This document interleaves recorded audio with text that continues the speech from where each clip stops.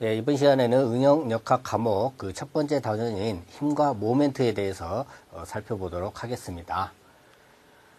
먼저 우리가 역학을 본격적으로 들어가기 전에 우리가 물리량을 알아야 돼요. 기본적인 거. 물리량에는 이제 보통 여러 가지가 있겠습니다만 우리 응용역학에서 쓰는 것은 이제 뭐 벡터량과 스칼라량 뭐 이렇게 표현할 수가 있는데 구별은 뭐 이렇습니다. 쉽게 보면 뭐 벡터는 크기와 방향을 갖는 물리량이고 스칼라는 크기만 갖는다. 차이가 뭐예요? 방향이 있냐 없냐 뭐 이런 차이죠. 그래서 이거 쉽게 외우기 위해서 벡터량에 보면 비읍이 있죠. 예, 반향에 보면 비읍이 있네요. 그죠? 그래서 벡터량은 반향을 갖는 물리량이구나. 뭐 이렇게 보시면 될 것 같고요. 그 다음에 이제 여기서 이제 우리가 대표적으로 알아야 될 게 벡터량은 변위라고 표현되는 거에 여기는 그냥 단지 뭐냐면 길이입니다. 그러니까 이거는 길이만 따지는데 뭔가 줄어들고 늘어난 변이가 있다. 뭐 이런 거고. 그 다음에 힘하고 무게는 벡터인데 이에 상응하는 건 질량이죠. 그래서 질량으로 표현할 때는 반향이 없지만 우리가 역학에서 주로 다루는 힘과 무게 이거 같은 건데요. 무게도 힘이 됩니다. 그래서 반향이 있다라는 거. 뭐 이런 부분. 그 다음에 모멘트 많이 쓰죠. 모멘트도 반향이 있고 이 모멘트에 상응하는 반향이 없는 건 어떤 걸 것 같습니까? 예, 일과 에너지죠. 일과 에너지. 그래서 요거는 반향이 없다라는 거. 그리고 나머지는 이제 쭉 한번 읽어보시면 이거는 이제 산수적인 부분, 면적, 부피, 뭐 시간 이런 거 산수적인 부분은 전부 스칼라고 그렇지 않은 것들.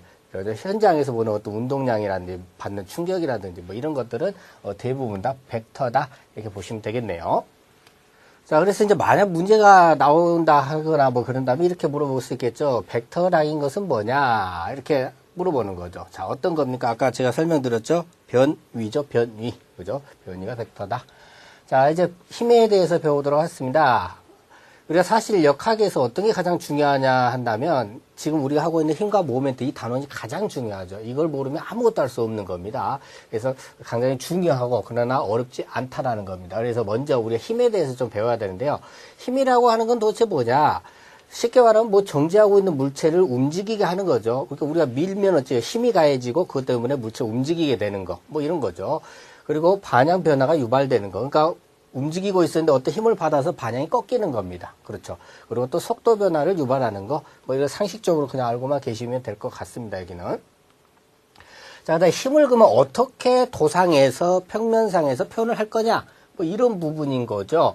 그래서 힘은 일단 일반적으로 크기와 반향과 작용점을 하니까 힘이 어느 정도 크기인지 또 어떤 반향으로 힘이 작용되고 있는지 그 어디에 작용되고 있는지는 우리가 알아야 되는 거잖아요. 그래서 크기는 뭘로 표현하냐면 길이로 표현합니다. 길이. 그러니까 산수로 계산이 된다. 수학적 계산이 가능하다는 뜻입니다. 그래서 여기 이제 표현을 해봤는데요. 요만큼 요 길이를 크기로 하자 이렇게 약속을 한 겁니다. 그다음에 반향은 각으로 표시를 합니다. 일반적으로 이제 수평하고 얼마의 각을 이루고 있느냐 이 각으로서 반향을 표시를 하고 있고요. 그다음에 작용점은 좌표로 표시를 합니다. 좌표. 아시죠? X좌표, Y좌표. 그죠? 그래서, 여기 같은 경우는 여기가 작용점이 될 수도 있고, 이곳이 작용점이 될 수도 있겠죠. 그래서 여기가 작용점이 된다면 잡아당기고 있는 인장력이고, 여기가 작용점이 된다면 누르고 있는 뭐가 돼요? 그렇죠? 압축이 되겠죠. 그래서 이거는 반드시 중요하다. 근데, 크기 반향 작용점, 만약에 어떤 문제들이 나온다면 이 작용점이라는 글자를 뭐 작용선으로 바꾼다든지 뭐 이런 식으로 해서 문제를 낼 수는 있습니다. 자, 그래서 이렇게 물어보겠죠. 다음 주 힘의 3요소가 아닌 것은 뭐예요? 크기 반향 작용점이 아닌 작용선이 되겠습니다. 자, 그 다음에 이제 우리가 힘에 대해서 이제 대충 알았어요. 그런데 우리가 계산을 하기 위해서 힘을 분해를 할 자리에 이게 무슨 말이냐? 힘이 각도로 표시한다니까 여러 가지 많은 각도로 힘이 작용을 한단 말입니다. 그럼 그 경우의 수에 맞춰서 모든 것을 계산을 하려고 하면 너무 힘들잖아. 그래서 우리가 평면 직각좌표 아시죠? 네. 여기에 힘을 맞춰보자 그래서 여기를 수평, 수직. 그래서 모든 힘이 아무리 대각선이 돼 있더라도 이것을 수평과 수직으로 분해를 시켜서 수직 반향만 보고 계산하고 수평 반향만 보고 계산하자. 뭐 이런 차이입니다. 그래서 이걸 수학적으로 하면 복잡해요. 그래서 그냥 이건 좀 암기를 하셔야 돼요. 그러니까 어떤 대각선을 작용하는 F라는 힘을 이 각도 반향적으로 구별을 하고자 할 때는 원래의 힘 크기 F에다가 코사인 세타를 곱하면 돼요. 예. 그 다음에 이 각도 없는 쪽으로 분해를 하려고 할 때는 원래의 크기 힘 F에다가 세타를 활용한 사인 세타를 곱합니다. 그래서 여러분들 얼굴에 코가 가까워요? 그죠? 코가 가까이 있습니다. 그래서 가까이 각도 있는 쪽에 코사인을 곱한다. 이렇게 생각하고 계시면 되겠죠. 이거는 뭐 사인값, 코사인값 이용해서 생각하시면 안 돼요. 시간이 너무 오래 걸려요. 이건 자동으로 나와야 됩니다. 그래서 각도 있는 쪽은 원래 힘에다 코사인 세타를 곱하고 각도 없는 쪽은 뭐예요? 원래 힘에다 사인 세타를 곱한다. 이건 자동으로 나와 주셔야 됩니다. 그래서 그럼 이제 반향이 필요하잖아요. 이제 이게 좀 뭐 복잡하게 보일 수도 있는데 우리가 이 평면 직각좌표를 볼 때 이거 부하시죠? 이게 뭐예요? 플러스. 이쪽은 뭡니까? 플러스. 마이너스. 마이너스잖아요. 평면 직각좌표에서. 그래서 힘을 분해해 놓고 봤더니 반향이 위쪽이면 플러스, 아래쪽이면 마이너스, 오른쪽이면 플러스, 왼쪽이면 뭐다? 마이너스. 이쪽으로 일반적으로 활용을 하겠다라고 약속을 하는 겁니다. 그래서 이것도 그냥 약속이 된 거니까요. 잘 구별을 하시고요. 자, 이제 힘의 분해에 대해서 우리가 살펴봤는데요. 이제는 뭘 할 줄 알아야 될까요? 그렇죠. 힘의 합성, 다시 쓸 수가 있어요. 그러니까 억지로 어떤 하나의 힘들이나 여러 개의 힘을 분해시켜서 계산했으니까 다시 원래의 힘과로 계산을 할 줄도 알아야 된다는 얘기예요. 다시 힘을 합칠 수 있어야 된다는 얘기입니다. 그래서 먼저 첫 번째로는 그림을 그려서 해석을 해보자. 이것이 이제 도해법입니다. 그래서 도해법에는 크게 시력도와 연력도 두 가지가 있다. 이런 얘기죠. 근데 차이점은 뭐냐? 시자와 연자인데 시력도는 아까 힘의 3요소 중에서 크기와 반향을 구할 수가 있어요. 그리고 연력도는 뭘 구할 수 있어요? 작용점을 구할 수 있습니다. 자, 이것도 헷갈려 하시는 분, 자, 보시면 뭐예요? 연력도에 이응이 있고 작용점에 이응이 있죠. 이것도 구별을 좀 해두시면 편하게 되겠습니다. 그래서 여기까지 일단 아시고, 그 다음에 그렇다면 내가 시력도를 그렸는데 폐합이 된다. 다시 만났다 이 말이에요. 무슨 말이냐? 힘 3개가 이렇게 있었다고 하면요. 이거를 시력도를 그리는데 눈에 보이는 그대로 그려요. 먼저 얘부터 그려보면 얘와 반향과 길이, 그러니까 크기를 똑같이 그립니다. 그 다음에 여기 그리면 똑같이 그립니다. 크기와 반향을 똑같이 그리고, 그 다음에 얘를 그리면 이게 남죠. 그러면 요게 합력의 길이가 합력의 크기가 되고, 요 반향이 합력의 반향이 되는데, 그렸더니 어떻게 돼요? 시력도가 이렇게 만나버렸다라는 거예요. 그러면 합력이 없어요. 그렇죠? 이해되시죠? 합력이 0이다. 그 다음에 연력도를 그렸더니 폐합이 됐다면 이것은 뭐가 0이다? 우력이 0이다. 아직 우력을 안 배우셔서 지금 이해를 못 하시는데요.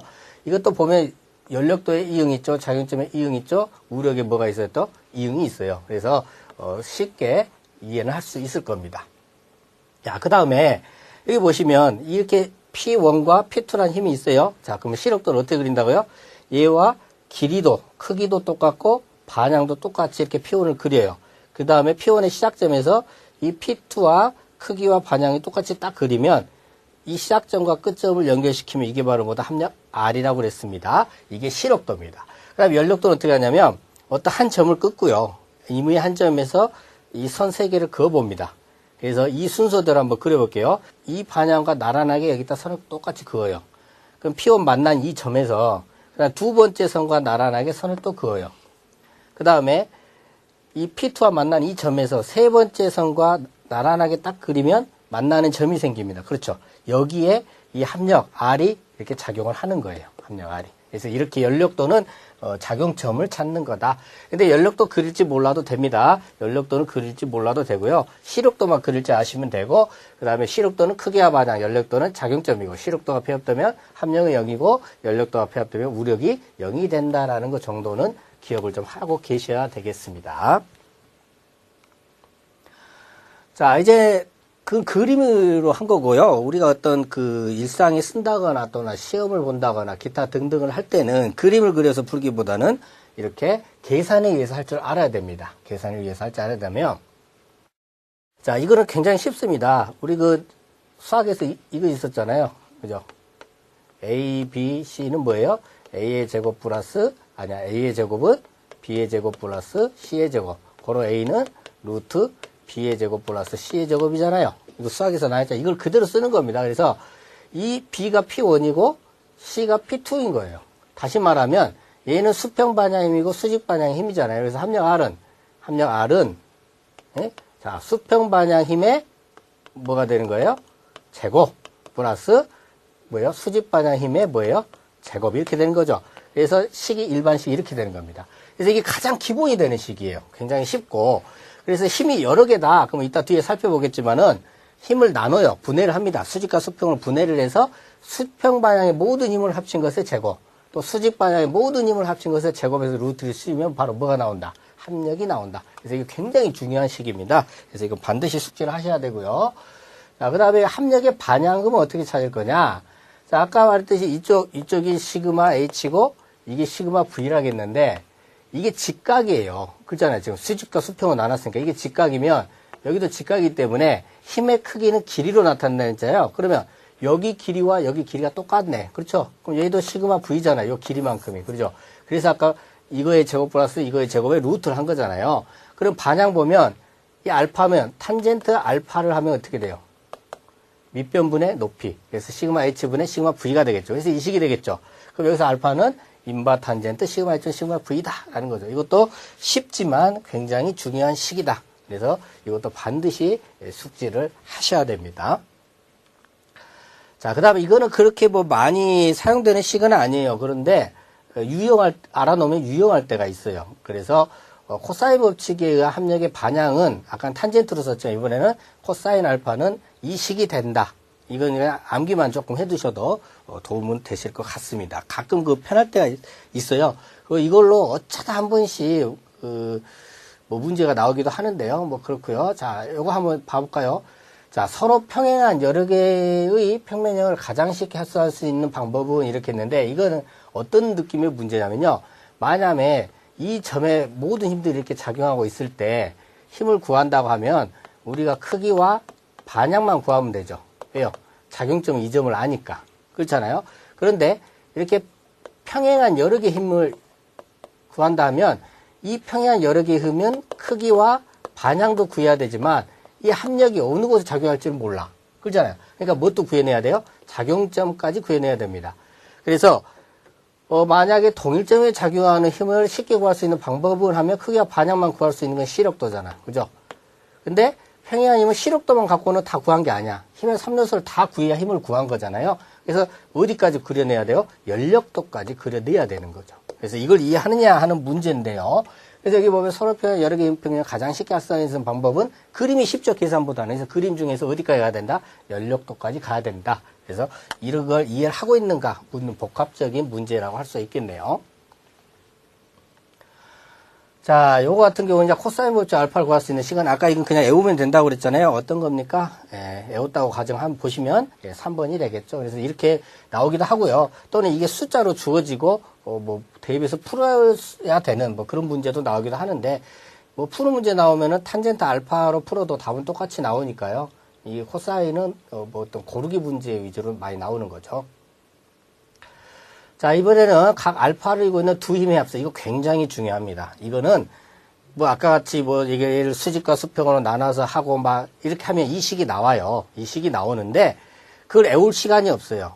이거는 그러니까 애울 시간이 없다는 게 아니라 이 P2를 이렇게 나눠서 수평으로 나누면 뭐가 돼요? P2 코사인 알파.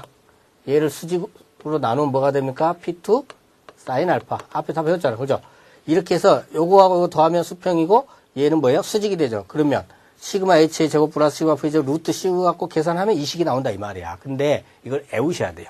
자동입니다. 이거는 이렇게 풀어서 할 시간이 없어요. 그래서 전국의 그 응용 역할 공부하는 모든 수험생은 다 암기를 하고 있다. 그래서 여러분도 암기를 해야 됩니다. 그래서 P1의 제곱 플러스 P2의 제곱 플러스 2P1 P2 코사인 알파의 루트 씌우면 합력 R이 되고 반향은 P1 플러스 P2 코사인 알파분의 P1 사인 알파다. 여기 수평형의 합, 이건 뭐예요? 수직의 합, 이렇게 되죠. 예, 그래서, 최소 합력 R은 애우셔야 되고요. 요것도 뭐, 잘 물어보진 않지만, 애워놓으면 좋겠죠. 못 애웠다면, 수직과 수평을 나눠서, 시그마 H분의 시그마 V로 해서 구해도 되는 거고요. 뭐, 그렇습니다. 또 두 힘이니까 이 점에 합력이 작용할 거 아닙니까? 그래서 작용점 이미 알고 있다는 얘기예요. 그걸 구할 필요 없다. 크기와 반영만 구하면 된다. 뭐, 그런 뜻이 되겠습니다.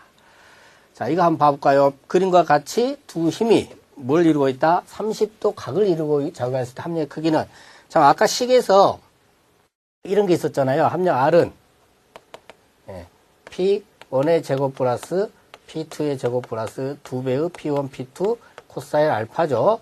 이때 이 알파는 뭐예요? 합력의 반향이 아니고 두 힘과의 각이죠. 두 힘과의 각. 그러니까 이 30도를 얘기합니다. 그래서 이 P1은 F1이기 때문에 이거죠. 3000의 제곱 플러스 P2는 4000의 제곱 플러스 2배의 P1은 3000 곱하기 P2는 얼마? 4000 곱하기 코사인 30도. 그죠? 뭐 계산기로 푸시잖아요. 그죠? 계산기 누르시면 답이 나오겠죠. 그래서 이거 식만 애우고 있으면 되는 이런 문제입니다. 그래서 답은 6800이네. 6800. 그러면 답이 되겠네요. 그래서 요거는 반드시 식을 암기를 하셔야 된다는 걸 강조하기 위해서 풀어봤던 문제가 되겠습니다. 자, 다음 주 합력이 가장 클 때는 하고 물어봤어요. 어쩔 때 가장 클까요? 우리가 이걸 좀 아셔야 돼. 합력이 그러면 가장 작을 때를 먼저 한번 생각을 해봅시다. 4뉴턴과 3뉴턴, 뭐 톤이 될 수도 있고 뉴턴이 될 수도 있어요. 단위의 차이예요. 자, 만약에 이렇게 4뉴턴이 있으면 가장 합력이 작을 때는 이렇게 됐을 때요. 3뉴턴. 몇 도일 때요? 180도. 왜냐하면 플러스 4 빼기 뭐가 되는 거예요? 3이 되죠. 왜? 오른쪽이 플러스면 왼쪽은 마이너스잖아. 그러면 가장 작은 값이 돼요. 그러면 어쩔 때 가장 클까요? 0도일 때죠. 무슨 말이냐? 이쪽으로 4뉴턴이 가고 있는데 또 거기에 그대로 이렇게 그 반향으로 그대로 나란히 3뉴턴이 있으면 이거의 합력은 둘이 합치는 거잖아. 플러스 4, 플러스 3, 7뉴턴. 이게 가장 커요. 그러니까 0도일 때 가장 크고 180도일 때 가장 작습니다. 그래서 0도의 반향에서 점점 이쪽으로 갈수록 뭐예요? 값이 줄어들겠죠. 그렇죠? 그래서 그렇게 이해를 하시면 될 것 같습니다. 이거는. 자, 두 마리의 말이 60도의 각도를 두고 각각 P는 800kN, 그 다음에 Q는 1200kN 힘으로 배를 이끌고 있다. 이 합력의 크기는, 자, 이거 어떻게 한다 했어요? P1의 제곱 플러스 P2의 제곱 플러스 2P1, P2 코사인 60도에서 루트 씌우면 합력 R이 되는 거죠. 이건 그냥 그 식에 집어넣으면 되는 거예요. 그죠? 그래서 요거 한번 풀어보시고요. 간단한 거니까요. 자, 그 다음에 요거 같은 경우는 이게 강선입니다. 강한 선이 있고, 근데 이렇게 30kN과 60kN이 30도 각을 이뤄서 쭉 잡아당기고, 그 다음에 이 40kN과 50kN이 각을 모르겠지만 아무튼 둘이 쫙 잡아당기는데 움직이지 않고 가만히 있단 말이에요. 평행 상태. 그건 무슨 말이에요? 여기 힘과 여기 힘이 어째요? 값이 어쩌다? 동일하다. 자, 이런 상태에 있을 때 각 세타가 얼마냐? 지금 그걸 물어봤잖아요. 자, 그럼 어떻게 돼요? 얘 같은 경우는 합력, 여기 합력이 서로 같다. 이렇게 보면 되잖아요. 그럼 여기 합력 얼마? 30의 제곱 플러스 60의 제곱 플러스 2 곱하기 30 곱하기 60 곱하기 코사인 뭐예요? 30도. 이거 루트. 이게 합력이잖아요. 그럼 여기 같은 경우는 40의 제곱 플러스 50의 제곱 플러스 2 곱하기 40 곱하기 50 곱하기 뭐예요? 코사인 세타. 이거의 루트 씌운 거잖아. 이것들이 같아. 그죠? 그러면 그냥 서로 같은 거니까 이 루트를 없애버려. 그래서 요거 계산기 누른 다음에, 그죠? 요놈 빼고 요놈 빼. 그 다음에 그걸 요걸로 나누면 코사인 세타 값 나올 거 아니에요. 그죠? 그러면 코사인 세타 값이 나오면 세타를 구할 수 있죠. 계산기를 사용하니까 바로. 그래서 그렇게 구하는 문제입니다. 그래서 아마 푸시면 28.4도가 나오실 거예요. 그죠? 그래서 정답은 뭐 답은 이렇게 되겠네요. 자, 요거 같은 경우는 또 어떻게 풀어야 되는 문제냐? 자, 삼각형 물체에 P1과 P2가 그런 같이 작용할 때 이 AC의 수직 반향 성분으로 변할 그 힘은 이렇게 봤는데, 그러니까 이건 이렇게 보시면 돼요. 이걸 연장시켰을 때 여기서 만난다고 보고요. 이것도 연장시켰을 때 여기서 만난다고 딱 봤을 때 지금 주어진 조건은 이게 60도라 했으니까 이 각을 이용을 해야 되거든요. 이게 수평과 이게 60도니까 수평과 이게 뭐가 되는 거예요? 60도가 되는 거예요. 또 이 수평선을 그었을 때 이 선이 수평과 60이니까 이 선이 요 수평과 뭐가 되는 거예요? 60도가 되는 거죠. 그러면 자, 이 선과 이 선이 이 수직이에요. 직각, 수직이잖아, 수직. 그죠? 그러면 여기가 수직이니까 여기부터 여기까지가 90도면 여기는 몇 도가 되는 거예요? 30도. 여기는 몇 도가 돼요? 또 90도가 또 돼야 되니까 60도 이렇게 되겠죠. 그럼 이 P라고 하는 것은 이 P1의 수직선분과 이 P2의 수직선분의 합하고 같은 거예요. 그렇죠? 그걸로 변환했으니까 같은 거죠. 그럼 이 수직선은 뭐예요? 1600 곱하기 코사인 30도. 각도 있는 쪽이니까. 그렇죠? 1600 코사인 30도. 요 같은 경우는 원래 힘 600 곱하기 각도가 60도잖아. 코사인 60도. 그죠? 요것 둘이 더하면 얘가 되겠죠. 그죠? 그래서 뭐 이런 문제가 되겠습니다. 그래서 이건 좀 어려울 수도 있는데 몇 번 연습을 하셔야 돼요. 왜냐하면 이런 각도를 이용하는 문제들이 전 단원을 거쳐서 상당히 나오기 때문에 연습을 좀 하셔야 됩니다. 자, 이제 평행한 여러 힘의 합성이에요. 자, 이거도 이제 힘을 구한다는 건 힘의 크기, 반향, 작용점을 구한다는 거잖아요. 자, 위로 올라간 걸 플러스로 보면 합력 R이라고 하는 것은 자, 이건 내려가니까 빼기 P1, 올라가니까 더하기 P2, 올라가니까 더하기 P3, 내려가니까 빼기 P4 이렇게 하면 합력 R이 나오겠죠. 자, 그럼 어딘지는 모르지만 일단 가정을 할게요. 합력이 위로 올라가는 걸로 남았다고 생각하고, 왜 길이가 좀 위쪽이 더 길잖아요. 그래서 합력이 이렇게 R이 있다고 가정을 하겠습니다. 자, 그럼 반향은 어느 거예요? 길이로만 본다면 위쪽 반향의 더하기가 아래쪽 반향의 더하기 때문에 당연히 힘은 위쪽일 것이다. 이게 반향인 거죠. 이게 반향. 그 다음에 작용점은 어떻게 구하냐? 이 위치가 어디냐? 이걸 구하는 거였는데, 예를 들면 뭐 P4로부터 거리 X가 얼마냐? 수직거리가 얼마냐? 이렇게 묻는 문제들 나올 수 있는데, 이건 지금 못 풀어요. 왜냐면 모멘트를 안 배웠기 때문에. 그래서 뒤에서 나옵니다. 이건 바리논의 정리라고 뒤에서 푸는 방법이 나온다. 이렇게 생각을 하시고요. 일단 넘어가겠습니다. 자, 이제 동일점에 작용하는 여러 힘의 합성이에요. 그러면 요 같은 경우는 합력을 구해도 지금 F1, F2, F4, F3 이 4개 힘이 이 점에 작용을 하잖아요. 합력을 구해도 이 점에 작용을 합니다. 그래서 이건 합력의 위치는 구할 필요가 전혀 없죠. 그럼 뭐만 구하면 돼요? 합력의 크기와 반향만 구해내면 되는 그런 문제가 되겠습니다. 그래서 해보면 이렇게 돼요. 자, 이 F1을 수평과 수직으로 나눠요. 그럼 여기 세타1이라고 하면 이 F1X는 각도 있는 쪽이니까 원래 힘 F1에다 코사인 세타 이렇게 되는 거죠. 그 다음에 수직 반향의 성분은 F1에 각도 없는 쪽이니까 사인 세타 1이 되겠죠. 그렇죠. 1. 그 다음에 이 F2도 마찬가지. 수직 반향의 힘과 수평 반향을 하는데 수평 반향의 각을 세타 2로 한다면 이쪽에 각도 있는 쪽이니까 원래 힘 F2에다가 코사인 세타 2. 얘는 각도 없는 쪽이니까 원래 힘 곱하기 사인 세타 2 이렇게 되겠죠. 이건 F2. 그 다음에 이 F3 힘도 마찬가지죠. 여기를 세타 3라고 본다면 수직과 수평으로 수직 반향으로 분해를 시키는데 이쪽이 각도 있는 쪽이니까 원래 힘 F3에다가 코사인 세타 3. 그 다음에 수직 반향도 어떻게 돼요? 원래 힘 F에다가 사인 세타 3 이렇게 되겠죠. 그다음 F4도 마찬가지죠. 수평과 수직으로 나눌 수 있잖아요. 그래서 수직으로 먼저 보면 각도가 없는 쪽이네. 그러니까 F4 곱하기 사인 세타 4. 요거는 각도 있는 쪽이니까 F4 곱하기 코사인 세타 4가 되겠죠. 자, 그래서 이걸 다 더하면 돼요. 수평 반향의 총 힘은 얘 더하기 얘. 그 다음에 왼쪽으로 간 두 개 빼기죠. 빼기에 이렇게 하면 시그마 H가 계산될 거고, 수직 반향의 힘 더하기는 또 어떻게 하면 돼요? 위로 올라가는 요 두 개 더합니다. 이거 두 개 더하고, 요 밑으로 내려가는 거 요거하고 요거 뭐요? 빼면 시그마 V가 나오겠죠. 그렇죠. 자, 그 다음에 합력 R은 계산했다. 그럼 어떻게 돼요? 루트 시그마 H의 제곱 플러스 시그마 V의 제곱을 하면 되고, 반향은 어떻게 돼요? 세타는 인바 탄제트 시그마 H분의 시그마 V 하면 각이 나오겠죠. 자, 이런 문제입니다. 그래서 작용점을 구할 필요가 어쩐다? 없다. 이렇게 되겠죠. 그래서 어렵지 않아요. 그죠? 계속 수직과 수평으로 분해하고 그 반향에 맞춰서 더한 다음에 그 더한 걸 이 기본식에다 집어넣으면 답이 나오는 그런 흐름이다. 라는 겁니다. 자, 요거 한번 해볼게요. 자, 그림과 같이 5점에 여러 힘이 작용을 합니다. 하나, 둘, 셋, 넷, 5개 힘이 작용을 하고 있죠. 자, 요때 몇 상안에 위치하는가? 이거 지금 상안을 배우려고 문제를 내본 건데요. 자, 이렇게 보시면, 자, 이거 그림이 이제 다시 이렇게 됐죠.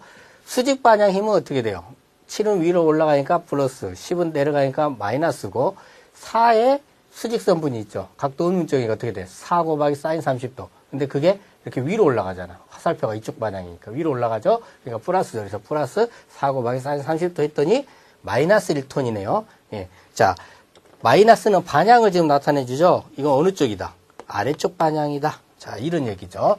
그 다음 수평 반향 힘 더 해볼까요? 우측에 플러스 5, 좌측으로 하니까 마이너스 6. 그 다음에 이 사이에 수평 반향 성분 우측으로 가져온 게 플러스 5, 4 곱하기 코사인 30도. 했더니 플러스 2.464다.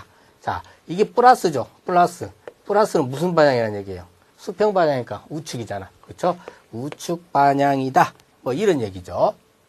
자, 그 다음에 그러면 자, 수직 반향은 아래쪽이니까 위쪽이 아니라 아래쪽이 이렇게 되는 거고, 그죠? 시그마 V는. 시그마 H는 플러스니까 우측이니까 이렇게 되는 거죠, 지금. 그러잖아요.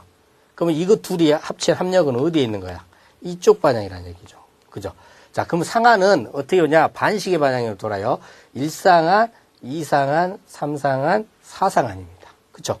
그죠? 그러니까 합력은 그럼 어디에 있다? 4상한에 있다. 이렇게 되는 거죠. 여기서 합력 R은 어떻게 구하면 돼요? R은 루트 시그마 H의 제곱 플러스 시그마 V의 제곱이죠. 이렇게 되는 거죠. 그죠? 그 다음에 반향은 인바 탄젠트 시그마 H분의 시그마 V 구하면 이 각이 얼마인지를 알 수가 있게 되는 거죠. 그렇죠? 그래서 상한을 좀 구별을 하셔야 하는데 이게 토목하신 분들이 상한을 조금 헷갈려 하시는데 측량 같은 경우는 시계 반향, 측량 빼고 나머지 모든 과목은 반시계 반향이 됩니다. 자, 그러면 만약에 이렇게 동일점에 작용하지 않는 여러 힘의 합성은 어떻게 할 거냐? 간단하죠. 자, 이 P3의 수평 반향 힘 있죠? 이렇게 P3H 이거 어떻게 구해요? P3 곱하기 코사인 세타. 예. 그 다음에 수직 반향 P3 곱하기 사인 세타 3. P1에 대한 수평 반향 어떻게 돼요? P1 곱하기 코사인 세타 1. 수직 반향 어떻게 돼요? P1 곱하기 사인 세타 1. 이렇게 되죠. 그 다음 요거의 수평성분 어떻게 돼요? P2 곱하기 코사인 세타 2. 이 수직성 어떻게 됩니까? P2 곱하기 사인 세타 2잖아요. 자, 그럼 여기서 시그마 H는 위로 올라간 걸 플러스면 되니까 얘 플러스 더하기 얘.